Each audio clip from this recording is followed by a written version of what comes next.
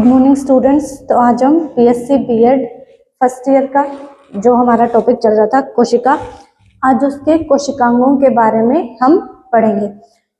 तो देखो हमने कोशिका के बारे में पढ़ लिया था कि कोशिका क्या होती है और उसका नाम किसने दिया, उसकी खोज किसने की।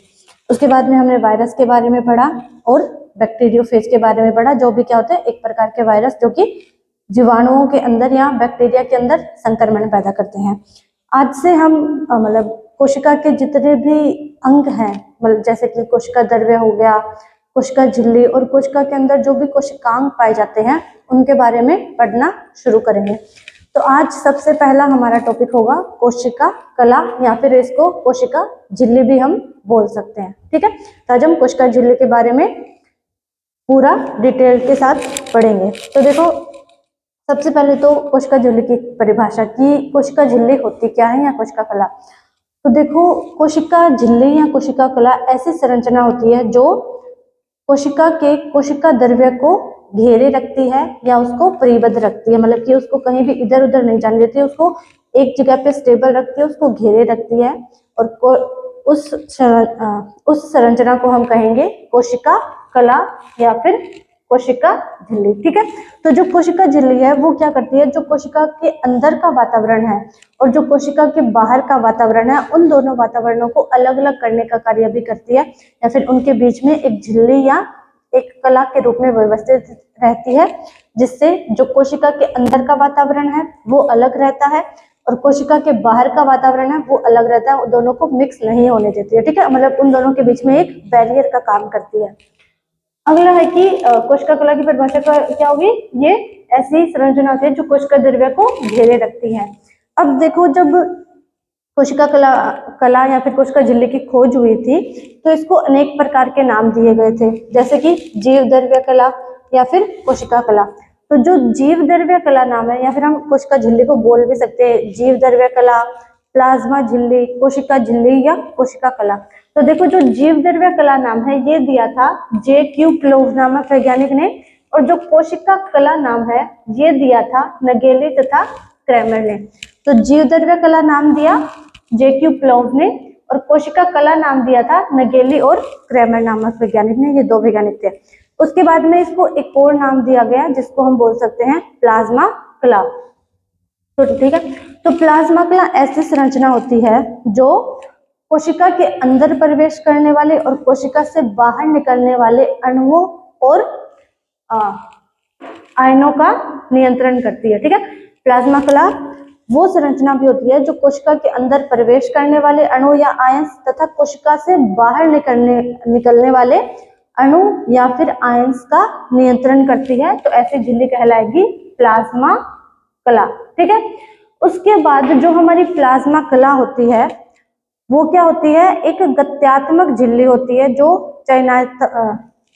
जो प्लाज्मा झिल्ली होगी या जो प्लाज्मा कला होगी वो क्या होगी, एक गत्यात्मक झिल्ली बनेगी। जो क्या मतलब गत्यात्मक झिल्ली भी उसको कह सकते हैं, क्योंकि वो क्या करती है, चयनात्मक पारगम्यता का काम करती है। ठीक है, चयनात्मक पारगम्यता करेगी। उसके अलावा कोशिकीय पहचान, कोशिकीय आसंजन और कोशिका के अंदर जो संचार की क्रियाविधियां हैं उनको पूर्ण करेगी। तो देखो, जो गत्यात्मक झिल्ली है वो क्या करती है, बेसिकली काम करती है चयनात्मक पारगम्यता का। और उसी आधार पर जो है जो गत्यात्मक झिल्ली है उसको तीन टाइप में बांटा गया है। पहली पारगम्य झिल्ली, फिर अपारगम्य झिल्ली और तीसरी अर्धपारगम्य झिल्ली।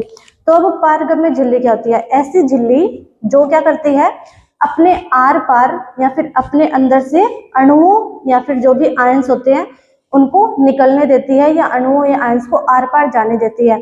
ऐसी झिल्ली को हम बोलेंगे पारगम्य झिल्ली। अपारगम्य झिल्ली कौन सी होगी, ऐसी झिल्ली जो कि अपने मतलब जैसे अगर कोई अणु या आयन है उस झिल्ली के एक तरफ स्थित होंगे तो उनको वो झिल्ली अपने अंदर से गुजरने नहीं देती है या दूसरी तरफ नहीं जाने देती है। मतलब कि वो किसी भी प्रकार के पदार्थों को, किसी भी प्रकार का जो पदार्थ है उसके पारगम्य में सहायक नहीं होते, उसको झिल्ली को मतलब खुद को पार नहीं करने देती है, कोई भी प्रकार के चाहे अणु हो चाहे आयन हो। इस प्रकार की झिल्ली को हम कहेंगे अपारगम्य झिल्ली। तीसरी है अर्धपारगम्य झिल्ली। तो अर्धपारगम्य झिल्ली होगी कौन सी होगी, जो क्या होगी, कुछ विशेष आमाप के अणुओं को या फिर आयनों को क्या है अपने अंदर से निकलने देगी या फिर मतलब आर पार जाने देगी, कुछ विशेष आमाप के अणु या फिर आयन। अर्धपारगम्य झिल्ली में क्या होता है कि जो मतलब जो झिल्ली होती है उसकी जो संरचना होती है वो क्या होती है, मतलब ऐसी संरचना बनाई जाती है कि कुछ विशेष आमाप के मतलब कि एक माप के ही अणु क्या है उस झिल्ली में से आर पार जा सकते हैं। तो अर्धपारगम्य झिल्ली कौन सी हो गई, जिसमें से जो मतलब कुछ आमाप के अणु या फिर आयन से क्या है उस झिल्ली के आर पार जा सकते हैं। तो पारगम्य झिल्ली जो सभी प्रकार के अणुओं को या फिर आयंस को अपने में से पार होने देते हैं या आर पार जाने देती है। अपारगम्य जो किसी भी अणु या आयन को क्या है आर पार नहीं जाने देती, हर प्रकार के अणु और आयन के लिए अपारगम्य होती है, उसको बोलेंगे अपारगम्य। और अर्धपारगम्य जो कुछ विशेष आमाप के अणुओं या फिर आयनों को अपने आर पार जाने देती है, उसको हम बोलेंगे अर्धपारगम्य झिल्ली। अब प्लाज्मा झिल्ली के बारे में थोड़ा पढ़ते हैं। तो देखो जो प्लाज्मा झिल्ली होती है उसकी मोटाई होती है 75 एंगस्ट्रॉम, लेकिन क्या होती है जो विभिन्न प्रकार की कोशिकाएं हैं उसमें इसकी जो मोटाई होगी वो 60 एंगस्ट्रॉम से 100 एंगस्ट्रॉम तक पाई जा सकती है। पर बेसिकली अगर हम इन सब का एवरेज निकालेंगे तो जो प्लाज्मा झिल्ली की मोटाई है वो ज्यादातर 75 एंगस्ट्रॉम में पाई जाती है, ठीक है। और वैसे अलग अलग प्रकार की कोशिकाओं में 60 से लेकर 100 एंगस्ट्रॉम तक पाई जा सकती है। एक एंगस्ट्रॉम क्या होता है, एक एंगस्ट्रॉम इक्वल होता है 10 की घात -10 मीटर के, ठीक है। उसके बाद में जो प्लाज्मा झिल्ली होती है, अब वो जो मतलब मान लो पारगम्य झिल्ली होगी तो वो क्या करेगी, अपने अंदर से अणुओं को आने जाने देगी। मतलब उस झिल्ली में क्या है विभिन्न प्रकार के रंध्र पाए जाएंगे जो क्या करेंगे अपने अंदर से अणुओं को आर पार जाने देंगे। तो वो जो रंध्र पाए जाते हैं प्लाज्मा झिल्ली में उनका जो व्यास होता है वो होता है 0.35 mm, ठीक है। रंध्रों का व्यास होगा 0.35 mm और जो ये रंध्र होंगे वो प्लाज्मा झिल्ली की केवल और केवल 0.1% सतह पर उपस्थित होंगे, ठीक है। जो प्लाज्मा झिल्ली पर रंध्र पाए जाएंगे वो उसकी केवल और केवल 0.1% सतह पर ही उपस्थित होंगे और उनका व्यास कितना होगा 0.35 mm। उसके बाद में हम पढ़ते हैं कि जो रंध्र होते हैं वो भी विभिन्न प्रकार के होते हैं। तो सबसे पहला प्रकार संरचनात्मक रंध्र, ये जो रंध्र होते हैं वो क्या होते हैं, लिपिड के आधार सतह पर पाए जाते हैं, ठीक है। तो जो कोशिका झिल्ली होती है तो कोशिका झिल्ली कई जीवों में क्या है लिपिड की बनी होती है। तो ये जो संरचनात्मक रंध्र होंगे ये कहाँ पे पाए जाएंगे, लिपिड के आधार सतह पे, जो आधार की सतह होगी लिपिड की वहां पे पाए जाएंगे। अगला ये स्थायी प्रकार के रंध्र होते हैं, मतलब कि ये हमेशा ही उपस्थित होंगे प्लाज्मा झिल्ली के अंदर। अगला है इनके जो आकृति होती है वो बेलनाकार होती है, ठीक है। तो जो संरचनात्मक रंध्र हो गए वो स्थायी प्रकार के होंगे, बेलनाकार होंगे और लिपिड की आधार सतह पे पाए जाएंगे। अगले प्रकार के रंध्र है गत्यात्मक रंध्र। तो ये रंध्र क्या होंगे, ये भी आकृति में बेलनाकार होंगे परंतु ये अस्थायी रूप के होंगे, मतलब कि कभी ये प्लाज्मा झिल्ली पर पाए जाएंगे और कभी नहीं पाए जाएंगे। वो किस लिए, क्योंकि जब अणुओं की गति होती है तो अणुओं की गति के कारण ये जब अणुओं की गति होगी तब तो क्या करेंगे ये रंध्र बन जाएंगे और जब कोई भी अणु गति नहीं करेगा झिल्ली में से तो क्या है ये रंध्र बंद हो जाएंगे। मतलब अणुओं की गति के हिसाब से ये रंध्र जो होते हैं वो बनते और बिगड़ते रहते हैं। जब अणुओं की गति होगी, जब अणुओं को गति करना होगा तब तो ये रंध्र बन जाएंगे और जब किसी भी प्रकार की कोई गति नहीं हो रही है फिर कोई भी पदार्थ आ जा नहीं रहा झिल्ली में से तो क्या होंगे ये जो रंध्र होंगे गत्यात्मक रंध्र ये क्या होंगे बंद हो जाएंगे। अगला है प्रोटीन चैनल या फिर इनको प्रोटीन रंध्र भी कहते हैं। अब ये जो प्रोटीन चैनल है ये किससे बनता है, तो देखो जो हमारी प्लाज्मा झिल्ली है उसके अंदर जो ट्रांस प्रोटीन उपस्थित होते हैं उनके मध्य अवकाश पाया जाता है जो क्या करते हैं प्रोटीन चैनल का कार्य करते हैं और इस प्रोटीन चैनल से जो छोटे अणु होते हैं वो आते जाते रहते हैं। मतलब प्रोटीन चैनल किसको कहेंगे, जो हमारी कोशिका झिल्ली या फिर कोशिका कला होगी उसके अंदर क्या पाया जाता है ट्रांस प्रोटीन्स उपस्थित होते हैं और इन ट्रांस प्रोटीन्स के मध्य क्या है अवकाश पाया जाता है या फिर खाली स्थान पाया जाता है जिसको हम बोलेंगे प्रोटीन चैनल। और इन खाली स्थानों से क्या होता है कुछ प्रकार के अणु या फिर जो आयंस है वो गति करते रहते हैं, मतलब कोशिका झिल्ली के अंदर बाहर आते जाते रहते हैं, ठीक है। अगला है ग्लाइकोकैलिक्स, ठीक है। तो ग्लाइकोकैलिक्स क्या होता है? ग्लाइकोकैलिक्स को हम बोल सकते हैं ये एक प्रकार का कोशिका आवरण होता है जो कि कोशिका झिल्ली के चारों तरफ फैला रहता है, ठीक है। कोशिका झिल्ली के चारों तरफ भी क्या है, एक आवरण पाया जाता है जिसको नाम दिया गया ग्लाइकोकैलिक्स, ठीक है। अब जो ग्लाइकोकैलिक्स होता है उसकी जो संरचना होती है वो क्या होती है, तंतु की प्रकार की होती है, मतलब कि इसकी संरचना या फिर ये जो ग्लाइकोकैलिक्स होगा वो बहुत सारे तंतुओं से मिलकर बना होगा और इसकी मोटाई 10 से 20 एनएम मोटा होता है। ये 10 से 20 एनएम मोटा जो कोशिकीय आवरण या फिर ग्लाइकोकैलिक्स होगा, एक तो वो 10 से 20 एनएम मतलब 10 से 20 नैनोमीटर मोटा होगा और जो इसकी संरचना है वो क्या होगी, विभिन्न प्रकार के तंतुओं से मिलकर बनी हुई होगी, ठीक है। अब जो हमारी प्लाज्मा झिल्ली होती है उसमें क्या है, बहुत सारे ओलिगोसैकेराइड पाए जाते हैं, या फिर पढ़ते हैं कि ग्लाइकोकैलिक्स जो होता है उसका निर्माण कैसे होता है। तो देखो ये जो ग्लाइकोकैलिक्स होते हैं ये ओलिगोसैकेराइड्स की पार्श्व श्रृंखलाओं से रचित होते हैं, ठीक है। जो ग्लाइकोकैलिक्स होगा या जो कोशिका आवरण होगा वो क्या होगा, ओलिगोसैकेराइड्स की पार्श्व श्रृंखलाओं से बना हुआ होगा, जो क्या होंगे, प्लाज्मा झिल्ली की ग्लाइकोप्रोटीन तथा ग्लाइकोलिपिड के साथ बंधित होते हैं। जो ये ओलिगोसैकेराइड होते हैं, बेसिकली जो ग्लाइकोकैलिक्स होगा वो क्या होगा, ओलिगोसैकेराइड से बना होगा, ओलिगोसैकेराइड की पार्श्व श्रृंखलाओं से। और जो ये पार्श्व श्रृंखलाएं होती है ओलिगोसैकेराइड की वो क्या होती है, प्लाज्मा झिल्ली के ग्लाइकोप्रोटीन और ग्लाइकोलिपिड के साथ बंधी हुई होती है आपस में, जिसके कारण ग्लाइकोकैलिक्स का निर्माण होता है, ठीक है। उसके बाद में जो कोशिका कला या प्लाज्मा कला होती है वो क्या होती है, अधिकतर जीवों में बहुत ही पतली होती है, ठीक है, बहुत ही ज्यादा पतली होती है जो प्लाज्मा कला होती है अधिकतर जीवों में। लेकिन जो कुछ जीव हैं उनमें क्या है, प्लाज्मा कला मोटी होती है। किसके कारण? क्योंकि प्लाज्मा कला के ऊपर क्या है, या तो तनुत्वक पाए जाएंगे या काइटिन या फिर क्यूटिकल्स पाए जाएंगे, ठीक है, जिसके कारण उसकी जो संरचना है या फिर उसका जो आकार है वो थोड़ा बढ़ जाता है, जिसके कारण जो प्लाज्मा कला है वो मोटे दिखाई देती है। किसके कारण? तनुत्वक, क्यूटिकल और काइटिन के कारण, ठीक है। अगला जो ये ग्लाइकोकैलिक्स है इसके बारे में बताया किसने था, तो ग्लाइकोकैलिक्स के बारे में बताया बेनेट नामक वैज्ञानिक ने। किसने बताया? बेनेट नामक वैज्ञानिक ने। उन्होंने बताया कि कोशिका कला के बाहर ग्लाइकोप्रोटीन एवं पॉलीसेकेराइड से बना एक स्तर पाया जाता है जिसको इन्होंने नाम दिया ग्लाइकोकैलिक्स। तो ग्लाइकोकैलिक्स की खोज करने वाले वैज्ञानिक कौन थे? बेनेट। उन्होंने क्या बताया कि जो हमारी कोशिका कला होती है या जो कोशिका झिल्ली होगी उसके बाहर क्या है, ग्लाइकोप्रोटीन और पॉलीसेकेराइड से बना एक आवरण पाया जाता है, या ग्लाइकोप्रोटीन और पॉलीसेकेराइड से बना एक स्तर पाया जाएगा जिसको इन्होंने नाम दिया ग्लाइकोकैलिक्स। किसने नाम दिया? बेनेट ने। ग्लाइकोकैलिक्स क्या होगा? कोशिका आवरण जो कि कोशिका झिल्ली के चारों तरफ पाया जाता है, जो कि किससे बना होता है? ग्लाइकोप्रोटीन तथा पॉलीसेकेराइड से। अब हम आगे पढ़ेंगे जो ग्लाइकोकैलिक्स है, जो कोशिका आवरण है, उसके कार्य क्या क्या है या फिर ये कोशिका को किन किन कार्यों में सहायता करती है। तो पहला कार्य है इसका स्थायित्व।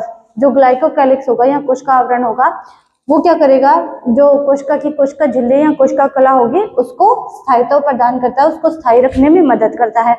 अगला जो ग्लाइकोकैलिक्स होगा वो क्या करेगा, सुरक्षा प्रदान करेगा। तो जो हमारी आंत की कोशिकाओं की प्लाज्मा झिल्ली होती है, सुरक्षा प्रदान, जो हमारी आंत होती है, छोटी आंत और बड़ी आंत, उसकी जो कोशिकाएं होती है उनकी जो प्लाज्मा झिल्ली होगी उसके ऊपर क्या है, म्यूकोपॉलीसेकेराइड पाया जाता है, ठीक है, म्यूकोपॉलीसेकेराइड का आवरण पाया जाता है, जो क्या करता है, आंत की झिल्ली को, उसके अंदर जो भी पाचन की प्रक्रियाएं चलती रहती है उन प्रक्रियाओं से आंत की झिल्लियों को नुकसान ना हो, तो इसीलिए उसमें क्या है, म्यूकोपॉलीसेकेराइड का आवरण पाया जाता है, जो क्या होता है, ग्लाइकोकैलिक्स, जो क्या करेगा, उन आंतर की कोशिकाओं को सुरक्षा प्रदान करेगा, ठीक है। सुरक्षा प्रदान कौन सी कोशिकाओं को करेगा? अंतर कोशिकाओं को, ठीक है, या फिर आंतर की झिल्ली में जो कोशिकाएं पाई जाती है। अगला कार्य है इनका सूक्ष्म वातावरण का निर्माण, ठीक है। अगला कार्य क्या है? सूक्ष्म वातावरण का निर्माण। तो देखो जो ग्लाइकोकैलिक्स होगा वो क्या करेगा, कोशिकाओं के बाहर उपस्थित एक विशेष स्थिर विद्युत आवेश बनाए रखता है, अतः कोशिकाओं में परस्पर संपर्क बना रहता है।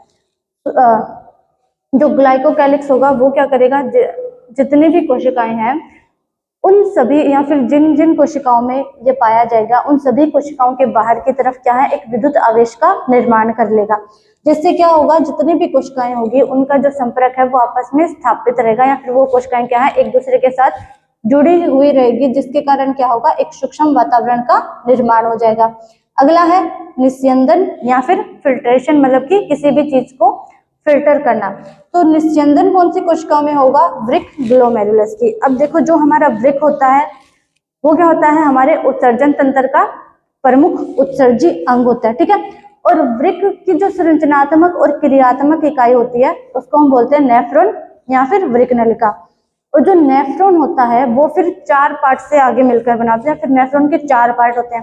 पहला होता है बोमेन संपुट या फिर ग्लोमेरुलस, दूसरा स्मीपस कुंडलित नलिका, तीसरा हेनले लूप और चौथा होगा दूरस्थ कुंडलित नलिका। जिसमें से जो बोमेन संपुट और केशिका गुच्छ, जिसको हम ग्लोमेरुलस भी बोलते हैं, तो जो बोमेन संपुट और ग्लोमेरुलस होगा उसमें क्या होता है, जो भी हमारा रुधिर होता है उसको फिल्टर किया जाता है, ठीक है। वृक्क ग्लोमेरुलस के अंदर क्या है, फिल्टर किया जाता है हमारे रुधिर को। तो जो ये कोशिका आवरण है वो क्या करेगा, ग्लोमेरुलस के अंदर जो ब्लड आएगा उसको फिल्टर करने का कार्य करेगा या फिर निस्यंदन का कार्य करेगा, ठीक है। अगला है पाचन। तो जो ग्लाइकोलिसिस होगा वो क्या करेगा, पाचन का कार्य भी करता है। तो देखो पाचन का कार्य कौन से अंगों में पाया जाएगा, जो भी हमारी आंत की कोशिकाएं होती है, ठीक है। अब जो आंत की कोशिकाएं होगी उन कोशिकाओं में क्या है, पाचन की प्रक्रिया चलती रहती है। तो जो आंत की कोशिकाएं होगी, आंत की कोशिकाओं का जो ग्लाइकोकैलिक्स होगा या जो कोशिका आवरण होगा वो क्या करता है, बहुत सारे पाचक रसों का स्रावन करता है, जिसके कारण क्या होता है, जो भी भोजन आंत में आता है उसका पाचन होता है उन पाचक रसों की सहायता से। तो जो ग्लाइकोकैलिक्स हो गया वो किसमें, पाचन के अंदर भी सहायता करता है। अगला है पहचान। तो अधिकतर कोशिकाओं की कला का विशिष्ट कोशिका कला होती है उसमें विशिष्ट प्रतिजन पाए जाते हैं, जो कोशिकीय पहचान तथा अंग प्रत्यारोपण में सहायक होते हैं। तो देखो पहचान में कैसे सहायक होता है, जैसे हर एक कोशिका है तो हर एक कोशिका के ऊपर कोशिका कला पाई जाती है और उस कोशिका कला के ऊपर क्या है, कोशिका आवरण या फिर ग्लाइकोकैलिक्स पाया जाएगा। अब जितने भी ग्लाइकोकैलिक्स है उन पे क्या है, विभिन्न प्रकार के प्रतिजन पाए जाते हैं। तो वो प्रतिजन क्या है, विभिन्न प्रकार की कोशिकाओं को पहचानने का कार्य करते हैं। जैसे अगर अंग प्रत्यारोपण हम करते हैं, किसी एक व्यक्ति का अंग दूसरे व्यक्ति में लगाते हैं, तो वो क्या करेंगे, उस अंग प्रत्यारोपण में जो या फिर उसके अंग में जो कोशिकाएं पाई जाएगी उनकी पहचान करने में कौन सहायता करेगा, ग्लाइकोकैलिक्स या फिर कोशिका आवरण। अगला है उत्तक निर्माण। तो मतलब जो भी कोशिकाएं होती है वो क्या करती है, बहुत सारी कोशिकाएं आपस में मिलकर उत्तकों का निर्माण करती है। तो कोशिका के का ही एक भाग है कोशिका झिल्ली, और कोशिका के बाहर का आवरण कोशिका आवरण या फिर ग्लाइकोकैलिक्स। तो ग्लाइकोकैलिक्स भी क्या करेगा, उत्तक निर्माण के अंदर सहायता करता है, ठीक है। अगला और लास्ट प्रजनन। तो प्लाज्मा कला में उपस्थित जो ग्लाइकोप्रोटीन होता है उसके कारण ही क्या होता है, संयुग्मन के समय जीवाणु परस्पर निकट आकर संपर्क कर प्रजनन करते हैं। तो देखो प्रजनन में कैसे सहायता करता है,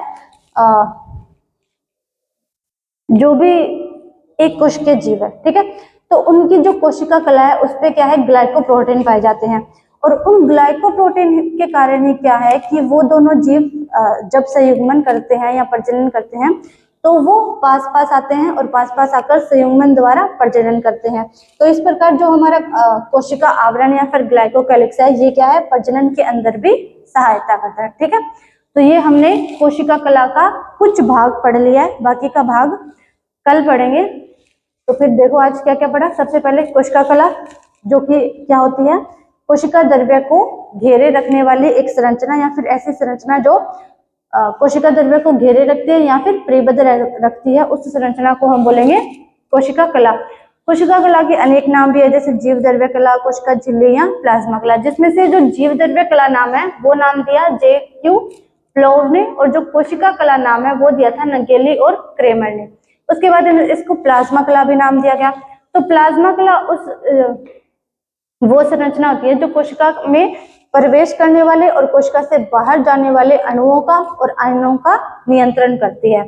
उसके बाद में जो कोशिका झिल्ली होती है वो क्या होती है, एक प्रकार की गत्यात्मक झिल्ली भी उसको बोलते हैं। क्यों?